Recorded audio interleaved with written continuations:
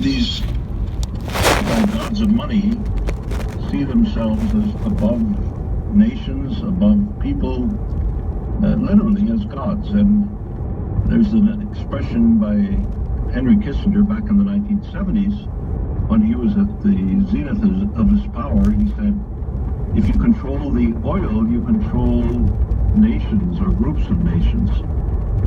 If you control the food, you control the people. If you control the money, you control the entire world. And that, in essence, is the agenda of the gods of money, what I call the gods of money. That's with a small g, by the way. You write that money is nothing more and nothing less than a political creation, a promise to pay, backed up by the government and its military power. And obviously also it's the government's ability to tax that gives it such enormous power. But if the government is what backs up the value of money, then how is it that banking is in private hands? Well, that's the great mystery of the last, I would say, 500 years of Western civilization. When the city of London began to rise in the 1690s with the Bank of England and so forth, these were private merchant bankers creating a bank called the Bank of England, and they lent to the crown to finance wars against France, against whoever. And because the crown did not understand the power of money, they didn't, most governments, including the communist governments, Karl Marx, years ago I studied when I was in Sweden, I studied Das Kapital with Karl Marx, and Karl Marx never understood the fundamentals, or didn't want to understand, of central banking and the creation of money. And this is kind of the secret of secrets, the inner sanctum of power that we never seem to get our hands around. There are a bunch of gangsters and crooks called the gods of money or the banks of Wall Street. There are only about 7 of them, really. There's Goldman Sachs, Citigroup, Vanguard, Wells Fargo, 4 or 5 others, JP Morgan Chase, and so forth. And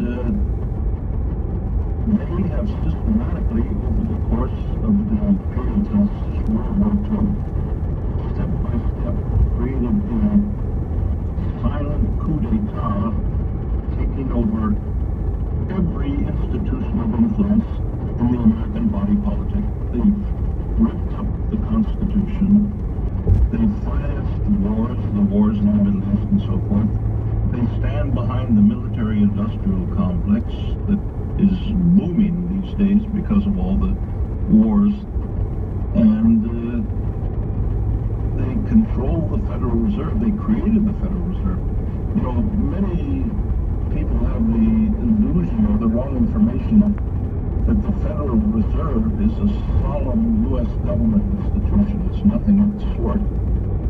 It's a private central bank controlled by private capital, controlled by JP Morgan Chase, by AIG at times and so on. And its stock is owned privately. The central bank, the Federal Reserve Bank of New York, being the most powerful of the various reserve banks. So, if you can control the power of money, the Constitution of the United States is a fairly decent document as these things go. And the founding fathers gave the power to print and form money to the Congress of the United States. Well, in December of 1913, in a coup d'etat, J.P. Morgan and Andrew Rockefeller, Citigroup and J.P. Morgan Bank, the liberal Westerners were hired hands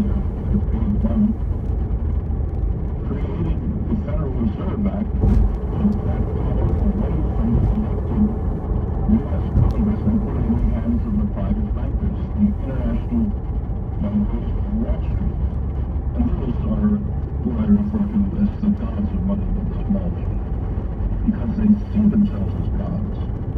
Maybe the title, if I were to rewrite the book today, I would probably change the title because it gives them too much respect. Because there are no gods. They're pathological.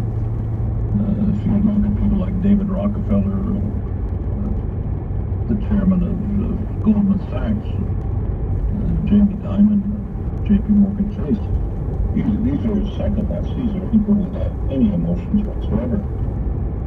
At the beginning of our interview, you mentioned the War of 1812 against the United States when the U.S. was abandoning the Rothschild Bank of the United States.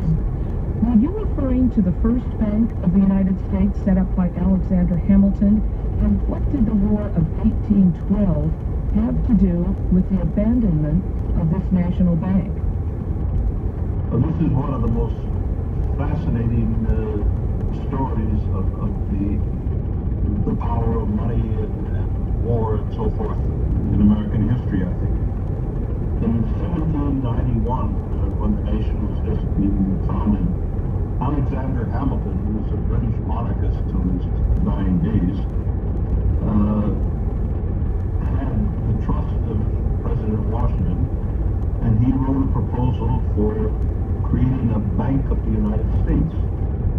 Now, most historians, the shocking thing is I delved into this when I was researching the book several years ago, most historians, American historians, think this was a national bank, a bank of the United States. It in no way was. The details of the charter of the Bank of the United States that Hamilton set up in 1791 called for 80% of the stock to be held by private interests, including foreign private interests, if they so choose, and only 20% was in U.S. government control. So it wasn't at all a bank of the United States. It was a bank in the United States, controlled, and as it turned out, controlled by the City of London, which was the dominant financial power back in 1791 by far. And the dominant financial power in the City of London was the House of Rothschild, Barings, and a few other banks. So the charter for the Bank of the United States, by the way, there was bitter political opposition when the Hamilton proposal was presented to Congress, led by Thomas Jefferson, who I have to say history has treated him, to my mind, a little bit unfairly. Thomas Jefferson said that a Bank of the United States should be in the hands of the government as the framers of the Constitution intended it to be, and not in private interest hands. Well, Congress passed it, and it was a 20-year charter. In 1811, the charter came up for renewal, and because of the performance, the track record of the Bank of the United States for the economy, which wasn't that great, the Congress voted not to renew it. 1 year later, in 1812, the British made several economic and financial provocations against the United States, and President James Madison went to the Congress and asked for a declaration of war against England for these affronts, which Congress granted, and that became the so-called War of 1812. But in fact, it was provocations that were instigated by the City of London, by N.M. Rothschild's, Nathan Rothschild's bank, and Barings Bank, and a few others. At that time, the British were involved in the Napoleonic Wars on the continent. Perhaps the calculation was they could settle some scores with England regarding Canada. I don't know.